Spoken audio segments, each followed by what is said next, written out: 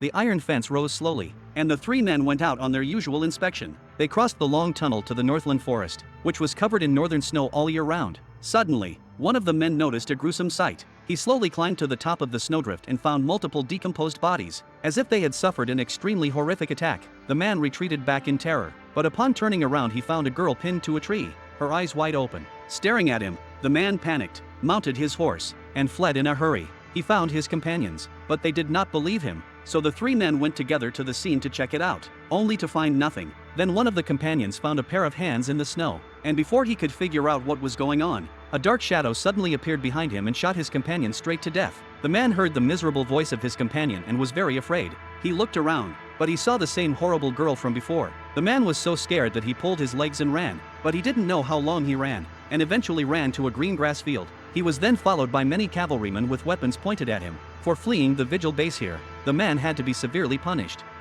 The boy ran to the roof of the house and looked in new wonder at the distant soldiers and horses. He embraces Ned. Inside the room, the king looks tearfully at the stone statue of the woman, heartbroken at the loss of his favorite girl, and vows to avenge her death. That night, Mr. and Mrs. Ned, who have fallen asleep, receive a letter about someone who has victimized his sister's family. The wife is in a state of confusion and Ned kindly goes up to comfort her, but is persuaded by everyone to go south to protect the king. One day, Ned and the king prepare to go out of the city to hunt. Before leaving, Ned sees his young son hiding in the corner and smiles dotingly at him, while the mischievous boy naughtily climbs the abandoned tower again, but accidentally bumps into the cheating queen. The queen looks at the boy in horror and sternly demands that the boy be dealt with, while the boy's wolf at the foot of the tower keeps guarding him.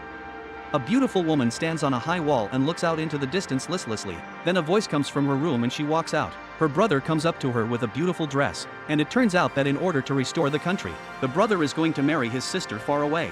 The woman looked at this formidable man whom she very much disliked and did not want to marry, but the brother didn't care about her thoughts at all. He just wanted to borrow more soldiers and horses and just wanted revenge, so the brother threatens the woman that she must marry. Soon it was time for the wedding ceremony, a grand wedding feast. The woman watched the rude game with great fear, while her husband watched everything happily. At the wedding feast, someone brings the woman a wedding gift, 3 magical dragon eggs. The woman is instantly happy. She takes the dragon eggs with her full attention, then apprehensively mounts her horse and follows her husband's lead to the beach as everyone watches. As the sun set, the woman looked at her hometown across the strait, thought about her miserable fate, cried bitterly, and then snuggled up to her husband's side.